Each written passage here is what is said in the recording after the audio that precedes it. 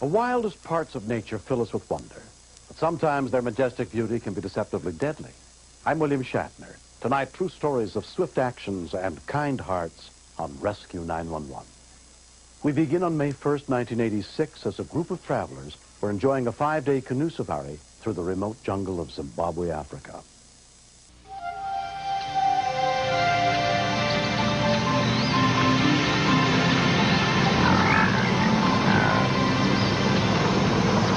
The plan was to paddle an 80-mile stretch of the Zambezi River.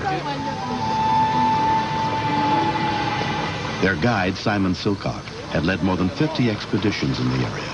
The Zambezi runs through two fantastic game parks, and they are both totally virginal bush. It is not unusual to camp and actually to have an elephant come and put his trunk inside your tent. Okay, guys, let's get the boats in the water. 19-year-old Rupert Novus was on a year-long trip through Africa after finishing college back home in England. There was nothing difficult about the actual canoeing itself. It required a quick 1-minute lesson from Simon when we got in for those particular canoes, and then after that away we went. Oh, very well. This looks lovely. We were going through the middle of nowhere. It was gorgeous.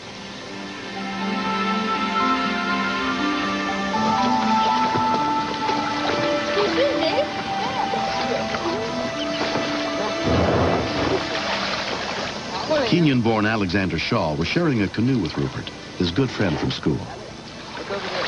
The hippos were basically the main danger, so it was very much a question of trying to steer clear of them. Yeah, in front. We did see some crocs, but they weren't any danger to us because they'd run a mile as soon as we canoed anywhere near them.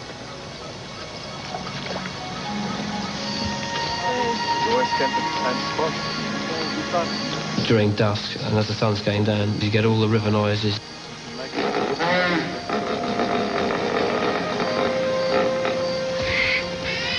It was great. It was sort of an orchestra in itself.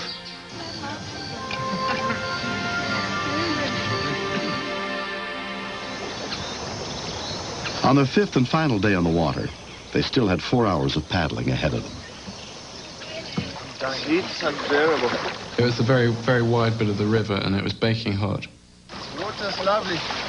We'd all drift together, and I got to know Hugh better and Jeremy, and had a good time with them. Hot out here. South African Hugh Lloyd and his 13-year-old son, Jeremy, were two of the other travelers on the safari. Let's have a swim now, what do you say? Yeah. That'll be... We did swim to cool off 1 or 2 times a day, but the places were carefully chosen. We all need a swim, but we can't take a chance here.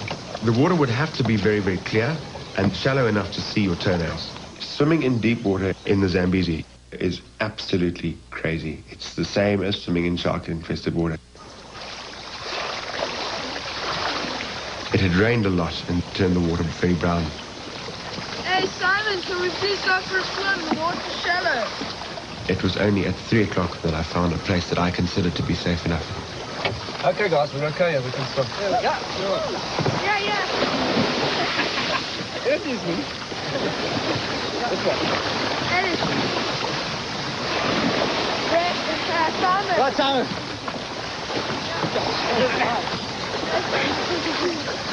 Yeah, Jeremy. It was very, very relaxing. And we slowly drifted down the river with the canoes. Simon!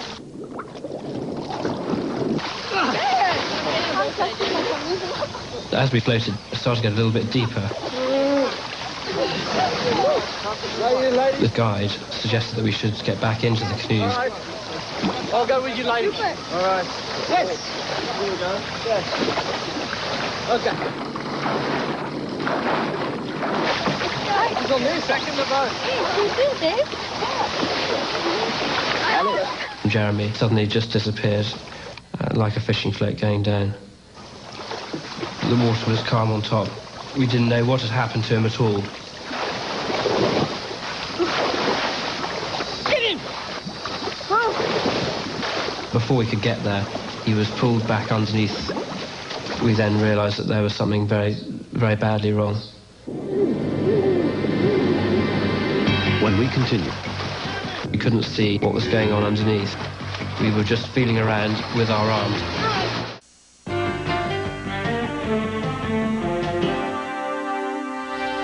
On a canoe safari in the African jungle, 13-year-old Jeremy Lloyd was attacked by a 12-foot crocodile while swimming in the Zambezi River. Another member of his group, Rupert Novus, had been close by when he saw the boy disappear from view. He didn't scream. He didn't have time to. I was a bit confused as to what was happening. Was it a game? Was someone having a water fight? We couldn't see what was going on underneath. We were just feeling around with our arms. Alex then got pulled underneath.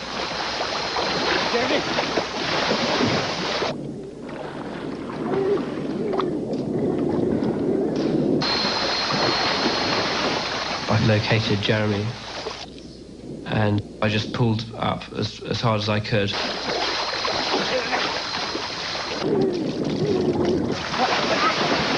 Fortunately, he was released. The swirling had continued and it had become more and more red. It was obvious that it was a crocodile. There was nothing else it could be, but I hadn't seen it. I could feel the crocodile between our legs.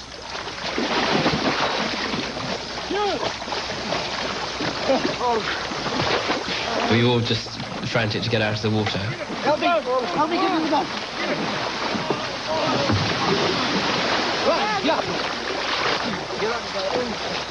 This was the first time I got a proper sight of Hugh's arm. It had been bitten off from the elbow downwards.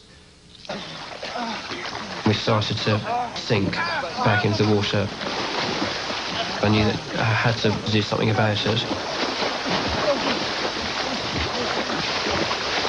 It's probably the fastest I've ever swum in my life. Alex had his arm very badly broken. I had teeth marks all around my wrist. But the whole incident had focused around Jeremy, and the very fact that he was alive was the saving grace of it. Anything after that was small fry. Our major concern was the likelihood of them dying from loss of blood. It's an awful feeling knowing that you are 150 miles with no road from any hospital. Hugh's arm was obviously the most serious, but he acted with incredible calmness. He was totally handling the situation. Get some pressure pads on him. He was quite extraordinary. His mental condition was fantastic, but it wasn't going to keep his physical situation going. Hey, Jeremy. Jeremy had been bitten on his arm, which was looking quite mangled. He said, just somebody tell me this is a nightmare. It was the most heart-wrenching thing that you couldn't tell the guy what he wanted to hear. The nearest help was at the Monopools Game Preserve Station, 5 miles away through the bush. We knew that we had to somehow get the injured down to there, but we didn't know how we were going to do that. I saw a white thing on the shore directly opposite us. Look across there on the other bank. I was thinking, white is man-made. There's nothing white in the bush. Is that a car? That's it. It was indeed a Land Rover. It was a very fortunate set of circumstances because it was the first day that people had been allowed into the parks for 6 months. You come down and help us. We were very concerned because we were a long way away from being able to get proper help. We didn't necessarily have that sort of time to play with. Because there was no medical facility anywhere near, Jeremy and his father were taken to Monopools, where they could radio for help. Rupert stayed behind with his injured friend Alex to wait for the next trip. Simon. Gordon, we need help here. We've got 2 people taken by Croc. Okay, I'll try and get a plane. We've got Simon, is it? I'm a doctor. There happened to be a doctor who was signing in to come on a camping trip. I've been happy to see people in my life before, but that guy I was delighted to see. Simon, we've got a plane. It's going to be here in about 20 minutes. He put saline drips into both of them. It's going to take Hugh Lloyd was weakening, He was going white. I think shock was probably setting in. And Jeremy had gone very, very quiet, which is always a bad sign. Okay, everyone okay? And he's good going.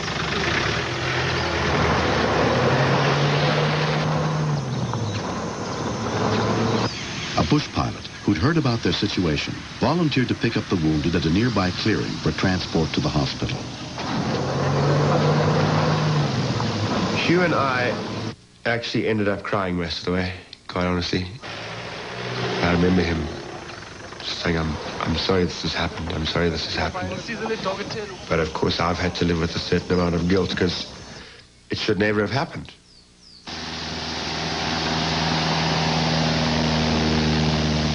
Hugh Lloyd and his 13-year-old son Jeremy were flown 300 miles to the capital city of Harare, where they underwent surgery at Parapanitwa Hospital. Gillian Lloyd could not get a visa to come and see her husband and son until 2 days later. By the time I saw him, Hugh was a lot stronger. But Jeremy was running a dangerously high temperature, and he was in a great deal of pain. The orthopedic specialist had said that I had to try and picture a bag of confetti, and that's what the bones in Jeremy's arm looked like, because the crocodile had chewed it to tiny little fragments.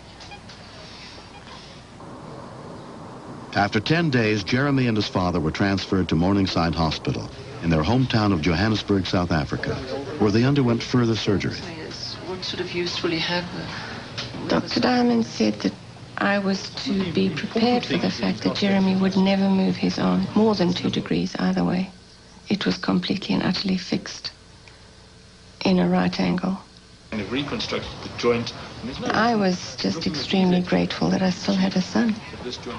The fact that they had both been so brutally damaged was traumatic, but I was just very grateful that they were still alive. He's definitely not going to lose his arm. 7 years have passed since the incident. Jeremy and Hugh have long since learned to cope with their physical limitations. Did you make on the last hole? You sank it in for 5. It's not so good. Remember, the first most difficult thing to do was learning how to pull your trousers up without them falling down. And then how do you wrap a bath towel around you after you've been in a shower?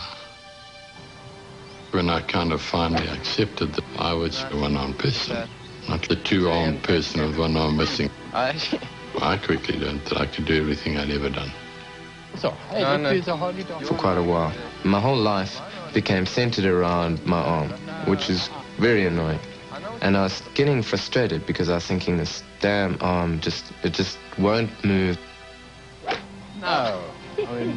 He used to spend hours at the physiotherapist despite tremendous pain. And he now can extend the arm more than 80 degrees. Yeah. Well, you can't complain. It's on. When I was taken, I didn't even know it was a crocodile. The water was just rushing past me. There's no way I could breathe.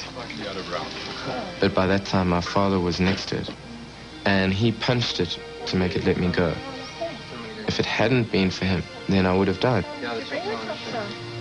I have no regrets. Absolutely none whatsoever. It's the only thing I could have done. It wasn't a matter of choice. Yeah, amazing. Hey, look at them over there. Alex and Rupert could easily have made sure of their own safety, and they didn't. They stayed, and they helped, which demanded enormous bravery and enormous courage.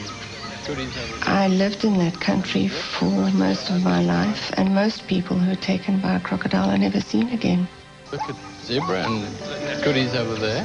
It certainly does teach a lesson, but a lesson that has been learnt before, which is that you have to treat nature with extreme caution and utmost respect. I'm grateful for the fact that at the end of the day we're all here and we're all alive to be able to talk about it.